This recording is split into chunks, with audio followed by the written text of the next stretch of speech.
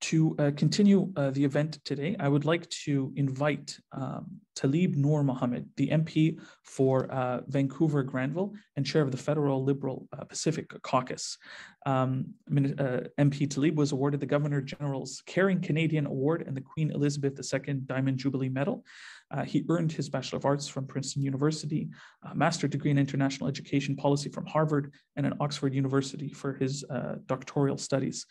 MP Taleeb has been working very closely with the Muslim community in addressing the issue of Islamophobia and racism, as we have seen here, and part of his mandate is to improve diversity and inclusion for all Canadians in all levels of public and community engagement and office. Thank you again, MP Taleeb, for joining us. We are honored to have you as well. Bismillahirrahmanirrahim. Thank you so much, Yusuf and Tariq, for the wonderful work you're doing and for bringing us together. I'm coming to you today from the traditional unceded territory of the Musqueam, the Squamish, and the Tsleil-Waututh, and I am grateful to be here speaking to you from their lands. As we gather today, and we have heard the words of Minister Hussein and Minister Sajjan and many others, I think it's an indication of the level of importance and seriousness with which we are and we must take Islamophobia. And it's always good to see my friend Peter Flegel, who is an advocate, fierce advocate for justice, for working for diverse communities. And so, we are well equipped with the team that we have at the federal level to be serving the Muslim community and others in the fight against hate. But, when I reflect on Quebec City, the feelings that we all felt as members of the Muslim community, the feelings that came back when we heard about the Afzal family, the feelings that came back when we hear about the tragic killing in Toronto outside the mosque, these are moments that we remember. These are moments that are seared in the minds of all of us, regardless of where we come from, as Muslims, as non-Muslims. But for each of these incidents, it's important to remember there are many stories of Islamophobia that we don't hear about. The online hate that we're subject to when we open up Facebook or Twitter. Women who are standing at bus stops hoping that someone won't rip the hijab off them. Students at schools. These are the realities that we are dealing with. And the reality is sobering. And it's one that should scare all of us. But it's also one, I think, that should remind all of us that sadly, we are not in this fight against hate by ourselves. This is something that communities across Canada are seeing and feeling, whether it is Asian Canadians, whether it's the Jewish community, whether it's Black Canadians, whether it's the Indigenous communities across this country. The reality is that hate has become something that is pervasive in our society. And it's an opportunity for us, I think, to find ways to work against it and to learn from one another in the fight against hate together. But today we talk about Islamophobia and the consequences that we all feel. And I'm always reminded that when we think about the vitriol, the anger, the hate that people feel, it comes from a place of ignorance. It comes from a place of lack of understanding, a lack of knowledge. And when we think about our understanding of what it means to be a Muslim, we're reminded that it's about justice, about kindness, about compassion. But these are Canadian values. These are the values that Canadians hold dear. And our opportunity, I think, is to start to think about telling the story of these values in a way that connects to the story of Canada. When I was listening to the counselor speak about the Musqueam tradition, there is so much that we have in common. There is so much that we have to learn from one another in the challenges that we're dealing with.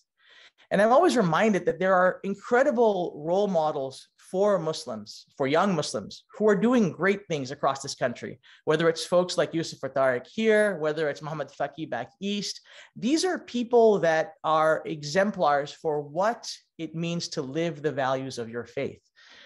And, we are all guided by what we feel is right. And I'm always reminded by a passage from the Quran, which talks about the fact that we have been created from a single soul, that we are joined in our hearts in love so that we can become brethren through God's grace.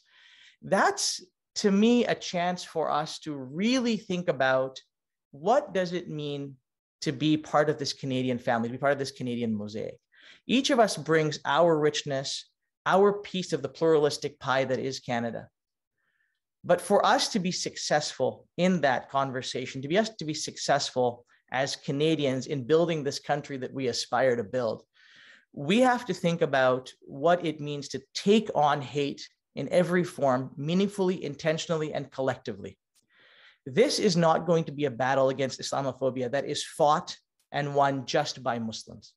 We will need our allies, we will need our friends, and other friends and allies in other communities who are fighting and combating hate will need us to be with them shoulder to shoulder.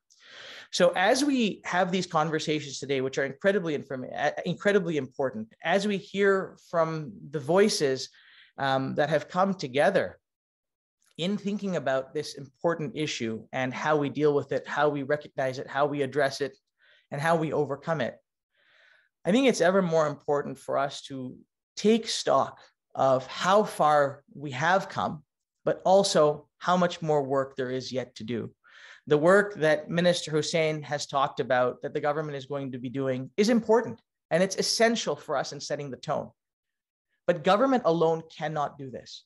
This is going to have to be something that is taken up by all of us in everything that we do every day, regardless of the communities from which we come. We need to show unity in the face of this ongoing and increasing spate of Islamophobia that we're seeing across this country. But if we stick together, if we focus on the things that bring us together and not divide us, if we can show how we are living the values of Canada and how those values connect to our neighbors, to our friends, there is absolutely no one that can stand in the way of ending Islamophobia. But the work that has to be done, make no mistake, is significant. The educational efforts, the partnership building, these are going to be things that drive and motivate, should motivate us in moving the conversation forward. So I'm very grateful to be part of this conversation today. I'm grateful for the partnership that I have with many of you in moving these issues forward. We're going to keep working together to take on Islamophobia, to take on hate. We're going to fight for the things that matter. We're going to make sure that people can walk freely down the street, that people have the safety and security to be able to worship in peace. We have to work together to make sure that we're breaking down the misconceptions of Islam, of Muslims. And we're going to have to take this on as a responsibility, as a sacred responsibility. If we are able to do that, inshallah, what we end up with is the Canada that we all believe the Canada we all believe in.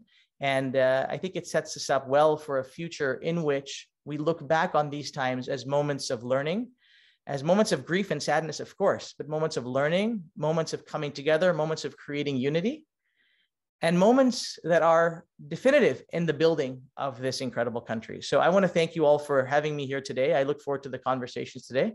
And I look forward to many, many more conversations over the coming weeks and months, and action over the coming weeks and months in taking on Islamophobia unitedly and together. Thank you. Thank you so much, MP Noormohamed. Taleeb, you know, we're always honored to have you at our event. And the words you're saying touch my heart and touch, I'm sure, all of our hearts, because they come from a place that is heartfelt, that you have experienced it, and that you have a lived experience of what it takes to address this issue. So thank you again for sharing your voice with us and our viewers today as well.